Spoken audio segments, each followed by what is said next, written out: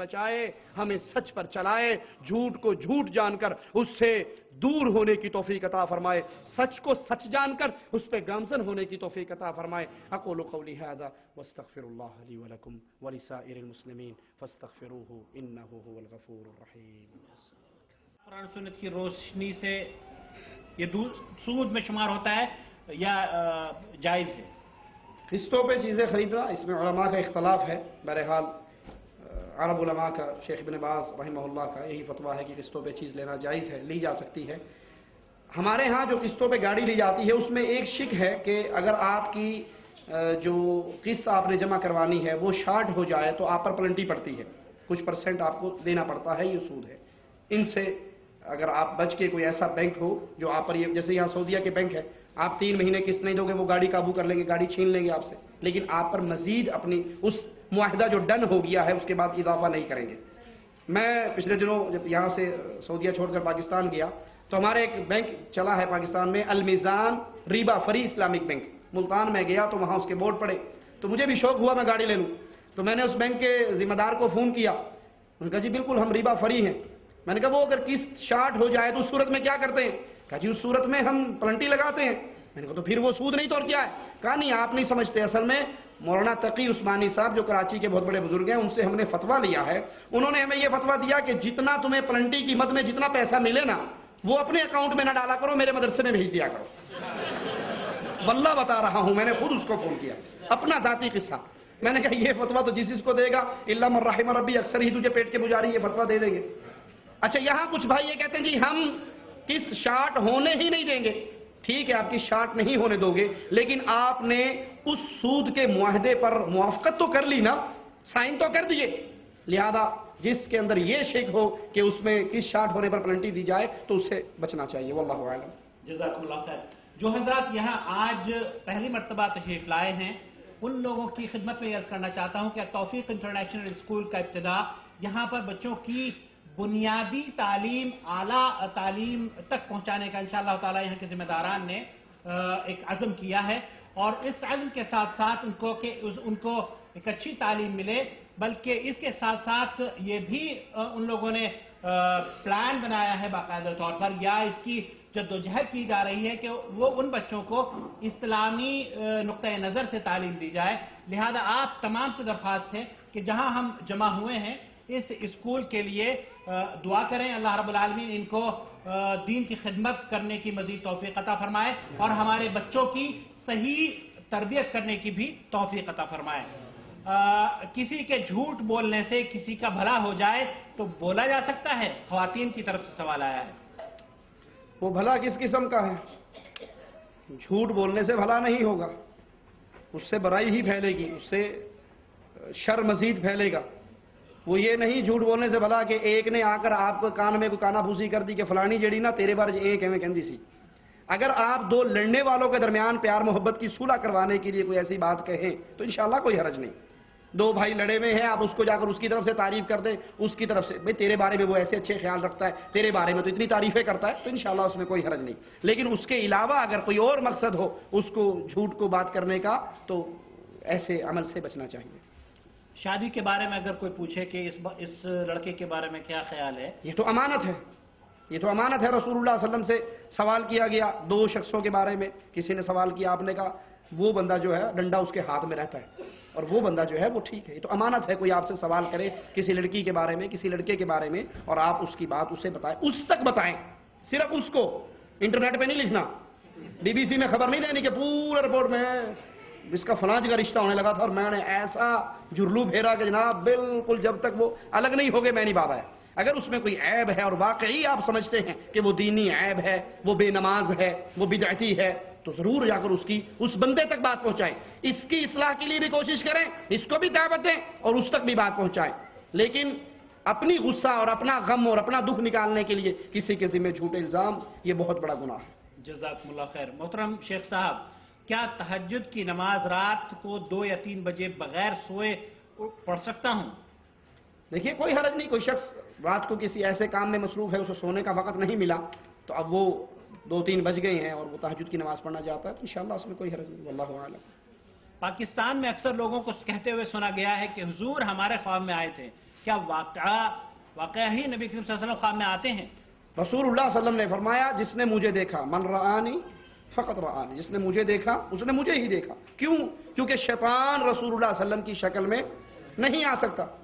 ठीक है ये बात कि शैतान अल्लाह के नबी सल्लल्लाहु अलैहि वसल्लम की सूरत में नहीं आ सकता, लेकिन शैतान झूठ भी नहीं बोल सकता। आपके पास, आपने अल्लाह के नबी को देखा नहीं, आपके पास वो इल्म नहीं, आप नहीं जानते हमारे नबी सल्लल्लाहु अलैहि वसल्लम का हुलिया मुबारक कैसा था। वो किसी नूरानी शक्ल में आकर कहते मैं अल्लाह का नबी हूं, तो इसमें किसी के पास कोई गारंटी नहीं है।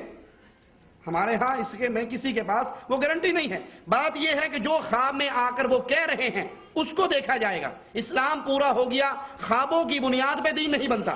अल्लाह के नबी मेरे ख्वाब में आया कहा मुल्तान में दावत इस्लामी का इज्तिमा करो, तो यहां इज्तिमा हो रहा है, फला शहर में इज्तिमा करो, यहां हो रहा है। जो बात कही जा रही है उस बात पे गौर किया जाएगा। अगर वो बात कुरान और हदीस के मुताबिक है उसको माना जाएगा, अगर वो बात कुरान और हदीस से टकराती है तो वो बात फिर शैतान की तरफ से है, उसको नहीं माना जाएगा। इसमें कोई बंदा गारंटी से नहीं कह सकता कि वाकई अल्लाह के नबी आए हमारे दौर में। हाँ, इल्ला ये कि सहाबा कराम ने अल्लाह के नबी सल्लल्लाहु अलैहि वसल्लम को देखा था, उनके ख्वाब में जब आते तो वही आते, या ऐसे सीरत के ऐसे वो उलमा जिन्होंने अल्लाह के नबी सल्लल्लाहु अलैहि वसल्लम के पूरे हुलिये को हिफत किया हुआ, वो देखते हैं, वो जानते हैं, वो उससे चेक करते हैं। अब जिस तरह ये हजरत लिखते हैं अब्दुल हफीज मक्की साहब कि अल्लाह के नबी मेरे ख्वाब में आए और आपकी दाढ़ी सारी सफेद थी, आंखों पर चश्मा लगा हुआ था। अब ये सब झूठ है, ये सब झूठ है। अगर उसके ख्वाब में वाकईतन आए भी तो शैतान आया है, वो ख्वाब में शैतान आया है, उसने झूठ बोला।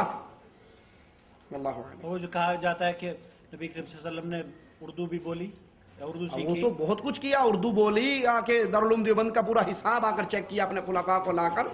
ठीक है, अब किसी ने कह दिया होगा कि जनाब ये मौलवी साहब चंदा खा रहे हैं, उसने कहा ये जो चंदे से ऊपर लगा हुआ धब्बा है ना, ये तभी धुलेगा जब ऊपर से नबी को बुला के हिसाब चेक करवा के मोहर लगवा दो। अब कोई कहेगा ना हिसाब चेक करवाओ, कहेगा बड़ा गुस्ताखे रसूल है, जब रसूल ने चेक कर लिया और कोई फराड नहीं मिला तू क्यों कहता है? तो ये धंधे हैं, अपने अपने कारोबार हैं, ये धंधे हैं, अपने अपने कारोबार हैं, और रसूलुल्लाह सल्लल्लाहु अलैहि वसल्लम के दिन में झूठ है। जज़ाकुमुल्लाह खैर। मोहतरम शेख साहब, सवाल यह है कि क्या रुकू से उठने के बाद, रफ़ैदैन करने के बाद क्या सीने पर हाथ बांधना चाहिए या नहीं?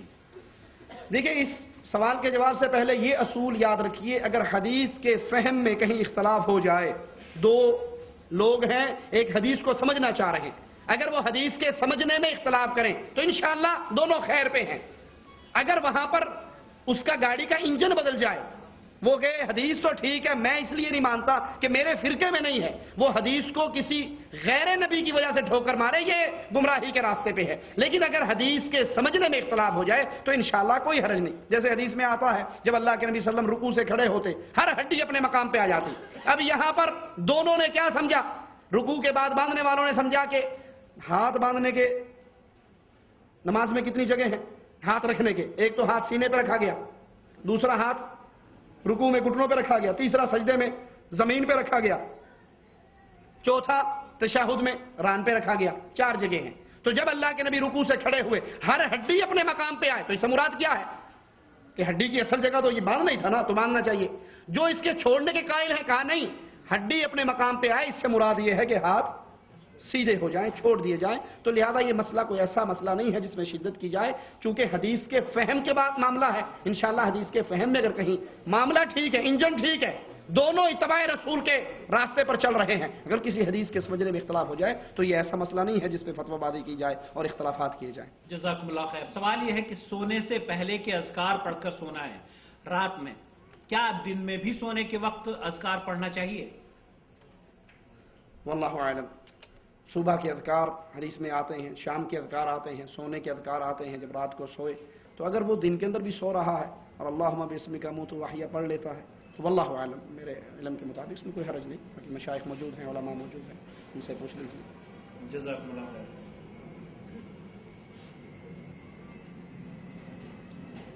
जी क़ारी साहब फरमाएंगे।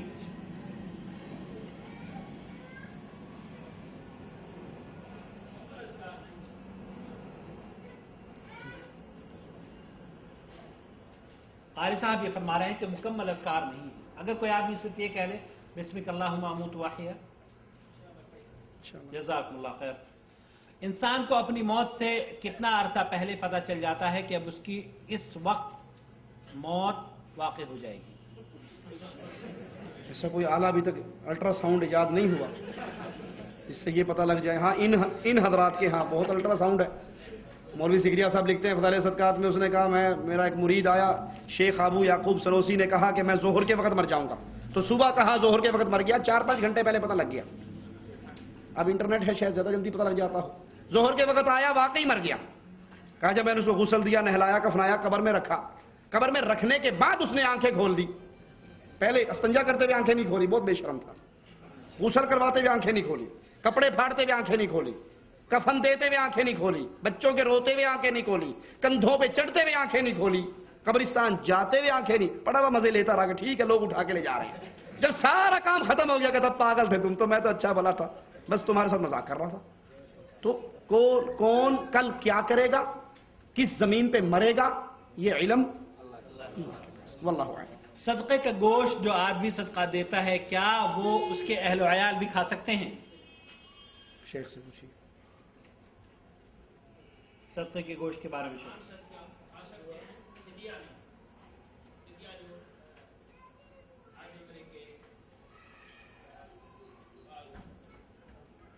दम के तौर पे जो दिल से क़ारी अहमदीन जवाब दे रहे हैं, ख्वातीन के लिए अर्ज कर रहा हूं कि आम जो सदका किया जाता है वो खाया जा सकता है, अलबत्ता दम की शक्ल में जो फिदिया अदा किया जाता है हरम के अंदर वो नहीं। जज़ाकुमुल्लाह खैर। आखिरी सवाल के जवाब से पहले आप तमाम का शुक्रिया अदा करना चाहता हूं, डॉक्टर साहब का, क़ारी अहमदीन साहब का, अबू आमिर साहब का, खास तौर पर के कराची से तशरीफ लाए हैं और आज मदीना में होना था तो आपका दर्स सुना तो खास आपसे मुलाकात के लिए तशरीफ लाए। अल्लाह रब्बुल आलमीन आपको जज़ा खैर दे।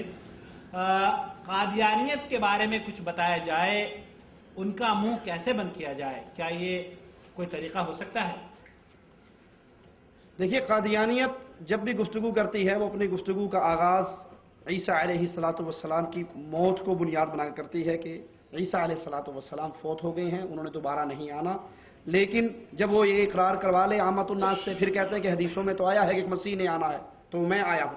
तो बेहतरीन तरीका मिर्ज़ा कादियानी की अपनी जो किताबें हैं, हकीकतुल वही, तज़किरा, कश्ती नूह, उसके 2-3 मोटे मोटे मसाइल पकड़ लीजिए।